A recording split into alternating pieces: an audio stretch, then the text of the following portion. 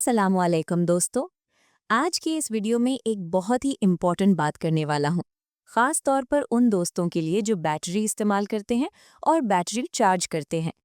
अगर आपके पास बैटरी है और आप सोच रहे हैं कि कौन सा चार्जर लेना चाहिए, तो ये वीडियो आखिर तक ज़रूर देखना, क्योंकि मार्केट में चार्जर बहुत ज़्यादा है और साथ ही फ्रॉड भी बहुत चल रहा है।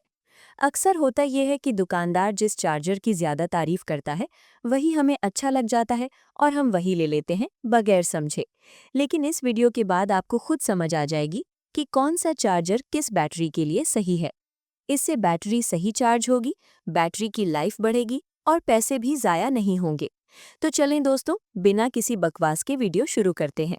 अगर आपके पास 50 की बैटरी है या 77 की बैटरी है, तो इसके लिए जो चार्जर चाहिए इस पर आमतौर पर 10 एम्पियर लिखा होता है। लेकिन हकीकत में ये 10 एम्पियर नहीं होता, असल में ये 5 या 6 एम्पियर का चार्जर होता है। और यही चार्जर 50 या 77 बैटरी के लिए बिल्कुल बेस्ट है। अगर आप चाहते हैं कि बैटरी की लाइफ लंबी हो, तो 50 बैटरी को 5 या 6 एम्पियर से चार्ज करें। इससे ज़्यादा एम्पियर पर कभी चार्ज ना करें।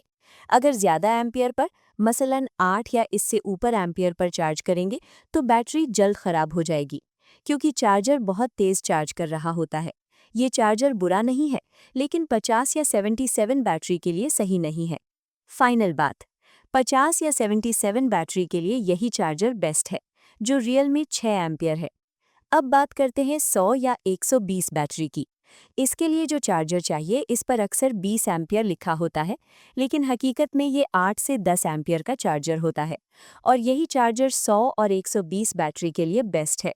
अगर 100 या 120 बैटरी को वही छोटा चार्जर लगा दें जिस पर 10 एम्पियर लिखा होता है, जो असल में 5 या 6 होता है, तो बैटरी चार्ज तो हो जाएगी, लेकिन बहुत ज़्यादा टाइम लेगी।